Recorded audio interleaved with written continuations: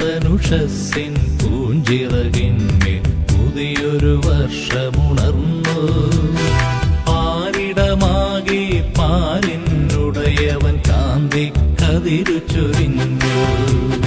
പുത്തനുഷസ്സിൻ പൂഞ്ചിറകിന്മേൽ പുതിയൊരു വർഷമുണർന്നു.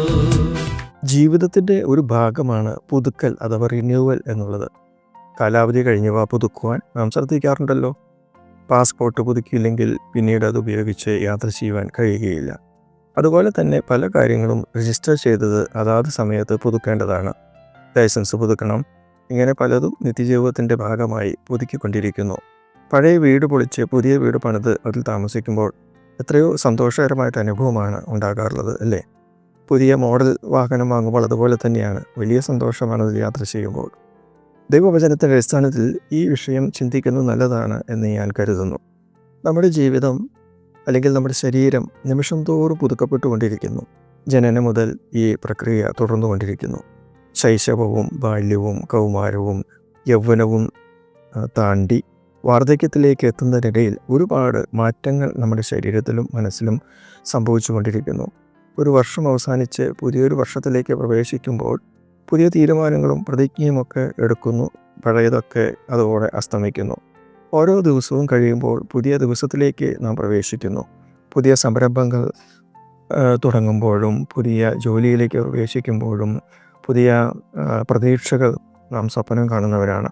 ബൈബിൾ ഇപ്രകാരം പ്രസ്താവിക്കുന്നു: ഒരു വ്യക്തി ക്രിസ്തുവിലായാൽ ആ വ്യക്തി ഒരു പുതിയ സൃഷ്ടിയായി മാറുന്നു. പഴയത് കഴിഞ്ഞുപോയി, ഇതാ അത് പുതുതായി തീർന്നിരിക്കുന്നു. 2 കൊരിന്ത്യർ 5:17. പാപിയായി മനുഷ്യനെ ദൈവമക്കളാക്കി മാറ്റുവാൻ ദൈവം മനുഷ്യാവതാരമെടുത്ത് ഈ ലോകത്തിലേക്ക് വന്നു. പാപത്തിൻ്റെ പരിഹാരം തൻ്റെ ക്രൂശ് മരണത്തിലൂടെ സാധ്യമാക്കി തന്നു. വിശ്വാസത്താൽ ഒരു വ്യക്തി ഈ സത്യം അംഗീകരിക്കുമ്പോൾ അദ്ദേഹം ഒരു പുതിയ മനുഷ്യനായി മാറുന്നു. അപ്പോൾ പഴയ സ്വഭാവം മാറുന്നു, പഴയ ചിന്താഗതി മാറുന്നു, പുതിയ ലക്ഷ്യത്തിലേക്ക് മുന്നേറുകയും ചെയ്യുന്നു.